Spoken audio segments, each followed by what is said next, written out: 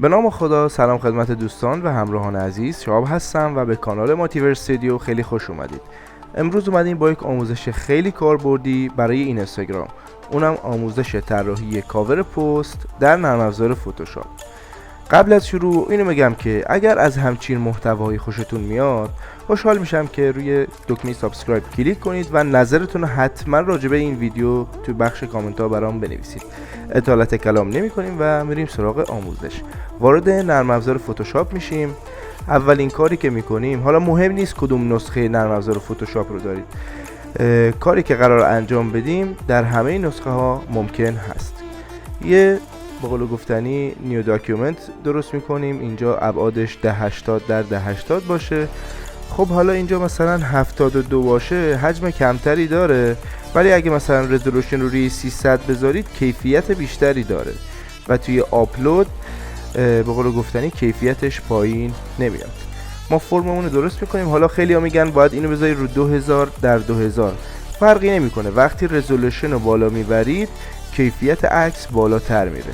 اینجا هم حتما روی RGB کالر باشه، 8 بیت. اینم فرقی نمیکنه، بک‌گراند کانتنت هر جور که شما راحتید. به نظرم روی پیش‌فرض روی وایت بمونه بهتره. روی کرییت میزنم. خب اینجا برامون ساخته شده. شروع میکنیم. اولین کاری که میکنیم باید رنگ بک‌گراندمون رو مشخص کنیم. قفلش رو از اینجا باز میکنیم و اینجا میام یه رنگ، حالا من میخوام یه رنگ خاکستری رو انتخاب کنم. میام اینجا و یه رنگ خاکستری مایل به مشکی انتخاب میکنم. دقت کنید اینجا روی این گزینه کلیک میکنیم. رنگی که ما میخوایم در واقع اعمال کنیم باید حتما لایه بالایی باشه. این لایه باید حتما این لایه باشه. اگه لایه پایینیش بود روی این گزینه سویچ بزنید که سویچ بشن. حتما لایه بالایی باشه و اینجا بعد از کلید آلت و بک اسپیس رو میزنم و همینطور که میبینید این بک‌گراند به همون رنگی که ما انتخاب کرده بودیم در میاد. خب در مرحله بعد میام یک شیپ، حالا رنگش رو سفید قرار میدم، یک شیپ اینجا میام رکتانگل تول و یک شیپ به این ابعاد، تقریبا این همچین ابعادی مد نظرم هست، به این ابعاد درست میکنم. یکم به اون به قول گفتنی به گوشه هاش حالت گردی میبخشم و میام اون رو وسط قرار میدم. خب حالا من میخوام این فایل رو لایه باز کنم که مثلا بخوام برای تمام کاورهای پستم ازش استفاده کنم. چیکار میکنم؟ میام اینجا راست کلیک و Convert to Smart Object. الان این فایل حالت لایه باز گرفته. اگه من الان روی اینجا کلیک کنم، همونطور که میبینید یه فایل دیگه برای من باز میشه، اما دقیقا همینیه که اینجا. خب من اینجا عکسمو قرار میدم. مثلا آقا اینجا من عکس یه خودرو برقی رو قرار میدم. اینجا یکم بزرگترش میکنم و دقت کنید حالا چون فایلمون گوشه هاش گرد هست باید حتما این کار رو انجام بدیم که میایم بعد از اینکه فیتش کردیم یه آلت رو نگه میداریم. دقت کنید اول روی فایلمون کلیک میکنیم، آلت رو نگه میداریم بین دو تا فایل سفید و همون فایل رکتانگلمون و عکسمون نگه میداریم که این در بیاد و اینجا کلیک میکنیم. همینطور که میبینید اوورلی میشه و اینجا اگر این گزینه ضربه در رو بزنم این سیو برا من در میاد که میگه آقا میخوای سیوش کنی برمیگردیم به اینجا و اعمال میشه. حالا نخوای هم سیوش کنی، یعنی از گزینه ضربه در کنترل و اس رو میزنی سیو میشه. یعنی اگه ضربه درم بزنی سیو کنی همین اتفاق میفته. خب اولین کاری که انجام میدم میام یه لایه جدید باز میکنم. دقت کنید یه لایه جدید از این گزینه باز میکنم و میام کنترل رو نگه میدارم و روی خود به قول گفته تامنیل این در قسمت لیرز کلیک میکنم که این سلکشن اعمال بشه. بعد اینجا میام روی لایه جدیدی که درست کردم کلیک میکنم. میام یک رنگ مشکی خالص رو انتخاب میکنم و روی حرف بی توی کیبورد میزنم که براش برای من ظاهر بشه. یکم براشمو تنظیم میکنم، هاردنسش روی 0 باشه که یه همچین سایه‌ای بهم بده. یا چیکار میکنم؟ براش رو تقریبا روی هول و هوش همین 600 قرار میدم میام اینجا سایه میدم به شیپم. دقت کنید سایه میدم، چون قرار فایلمون لایه باز باشه من نمیخوام این اتفاق روی خود این فایل بیفته. پس همینطور که میبینید من الان روی این لیر جدیدی که درست کرده بودم اتفاق افتاد و خود فایل کاملا سالمه. خب الان باید یه باکسی اینجا درست کنم برای تکست ها. میام اینجا چیکار میکنم؟ از همین بخش بقول گفتن شیپ ها روی رکتانگل تول دوباره کلیک میکنم، یک رنگ متفاوت براش میذارم، مثلا قرمز.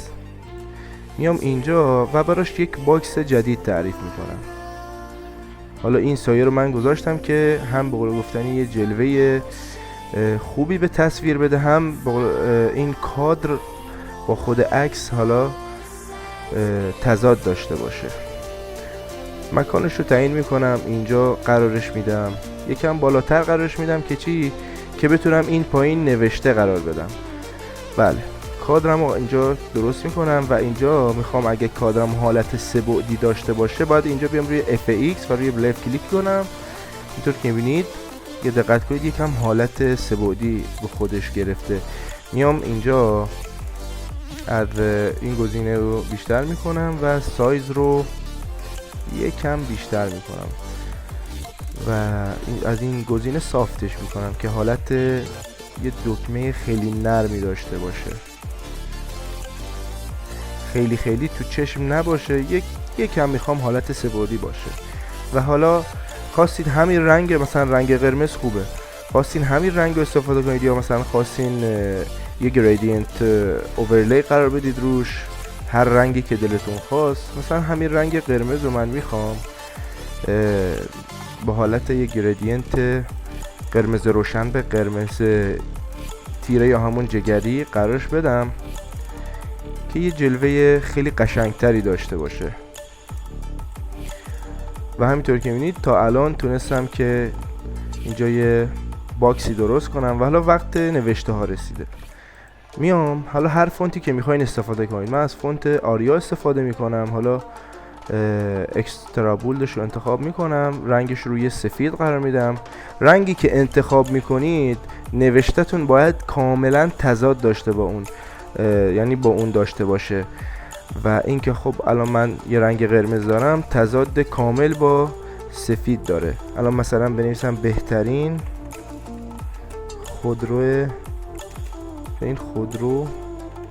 برقی.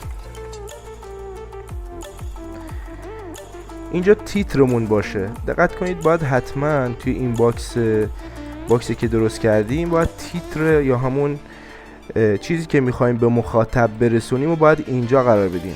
بعد پایین تر میایم یه توضیح خیلی کوتاه می نویسیم. اینجا می نویسیم مثلا معرفی بهترین خودرو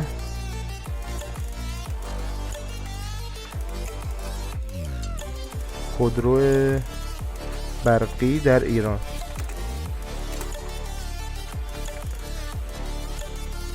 خیلی طولانی نباشه، فقط یه چیزی باشه که مخاطب بتونه بخونه. اگه مثلا اینو خون بهترین خودرو برقی، کنجکاو میشه که بدونه چیه. اینجا هم براش می‌نویسه که مثلا معرفی بهترین خودرو برقی در ایران، که دیگه اینجا به قول گفتنی مخاطب مجبور بشه که ویدیو رو حتما ببینه از سر کنجکاوی. و خب حالا مثلا خیلی ها هستن میگن چی؟ حتما باید آدرس پیج توی خود کاور باشه. مثلا برای این کار دوباره کنترل نگه میدارم و روی تامنیل همین فایل لایه بازمون توی لیرز کلیک میکنم. میام دوباره این فایل لایه هست که روش سایه اعمال کردیم، همینو میام اینجا رنگ قرمز رو انتخاب میکنم، بی رو میزنم. البته رنگ قرمز چون خود باکسمون قرمزه دیگه باید رنگ قرمز هم استفاده کنیم که با هم ست باشه. رنگ قرمز و براش رو انتخاب میکنیم، روی همون 600 تنظیمش میکنیم، شیفت رو نگه میداریم. دقت کنید شیفت رو نگه میداریم، کلیک چپ میکنیم، در همین راستا حرکت میکنه که یک سایه خیلی نرم و در واقع صافی داشته باشیم. اینجا ما میتونیم دیگه حالا اگه خواستیم این حالت رو از بین ببریم، حالت به قول گفتن این سلکشن روی کنترل و دی روی کیبورد میزنیم که این حالت از بین بره، چون دیگه ما رو قفل میکنه، نمیتونیم کاری انجام بدیم. میام اینجا یکی از تکست ها رو انتخاب میکنم، آلت رو نگه میدارم، کلیک چپ و میکشم بالا و اینجا میام شیفت، اول انگلیسی تبدیل میکنم، شیفت 2 یا همون ادساین، مثلا اسم پیجم مثلا ماتیور ور استودیو. خب 100% این اتفاق براتون افتاده که مثلا شما فارسی نوشتید مشکلی نداره ولی خواستید انگلیسی بنویسید یه همچین چیزی اتفاق میفته. چیکار کنیم؟ میایم اینجا و توی قسمت پاراگراف میایم اینجا روی این گزینه روی چپ به راست یا همون چپ چین قرارش میدیم و اگر این گزینه براتون ظاهر نیست میاد اینجا روی این 3 نقطه بالای پاراگراف میزنید و روی میدل ایست فیچرز در واقع تنظیمش میکنید. یعنی اصلا این گزینه نباشه شما راستچین نمیتونید بنویسید، یعنی هستش ولی خب اگه نبودش اینجا میتونید شما در بیارید.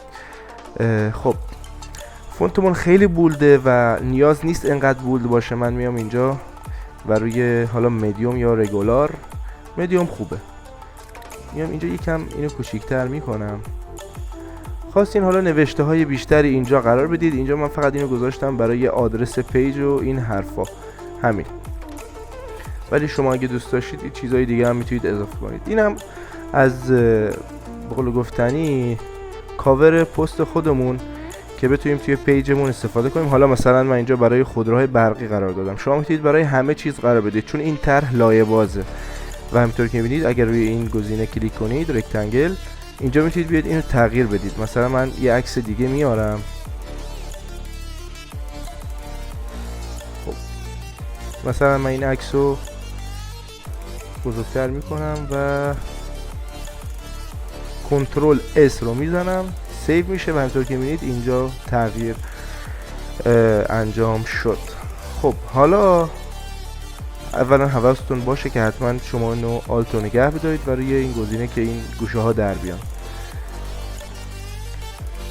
حالا مثلا بخوام برای ریلز استفاده کنم اما میخوام تو گرید پیجم اینطوری در بیاد به این شکل، چیکار میکنیم؟ میام اینجا یه تو قسمت فایل یه نیو میزنیم، کنترل ان رو بزنیم، این پنجره نیو داکیومنت برامون در میاد. میام اینجا یه 1080 در 1920 یه سند درست میکنم به این ابعاد با همون رزولوشن 300 و خب برمیگردم اینجا توی فایل اصلی که برگشتم، میام روی این گزینه کلیک میکنم و این رنگ پس زمینمون رو انتخاب میکنم. دوباره میام اینجا دوباره قفلش رو باز میکنم و آلت و بک اسپیس رو میزنم که این دوباره در بیاد. دقت کنید میام اینجا تمام فایل ها به غیر از بک‌گراند، حالا خواستین بک‌گراند هم انتقال کنید مشکلی نیست ولی خب فرقی نمیکنه، کلا تمام فایل هامو انتخاب میکنم، کپی میکنم، میام اینجا توی این بخش پیستش میکنم، کنترل و وی. همشون که انتخاب شدم یه بار کلیک میکنم، میام اینجا همشون دوباره انتخاب میکنم، کنترل و تی، میام اونا رو وسط صفحه تنظیم میکنم که چی؟ که توی گرید اینستاگرام، پیج اینستاگرام هم حتما در بیاد، هم تو حالت مربعی هم تو حالت ریلز برای من در بیاد. حالا مثلا میتونم برای اونایی که میرن از سمت ریلز اینا رو میبینن یه چیزایی اینجا بنویسم اما نیاز نیست، توی گرید اصلی پیج این ظاهر نمیشه. و خب اینم بود از آموزش امروزمون، امیدوارم که براتون مفید بوده باشه. دوستان من این فایل رو به صورت رایگان براتون توی کانال تلگرام هم قرار میدم، حتما به کانال تلگرام یه سری بزنید، لینکش روی صفحه براتون ظاهر میشه. و خب اطالت کلام نمی کنم، امیدوارم که براتون مفید بوده باشه. لایک، کامنت، سابسکرایب فراموش نشه. تک تک نظراتتون رو میخونم و تا ویدیوهای بعدی شما رو به خدای بزرگ میسپارم و به امید دیدار.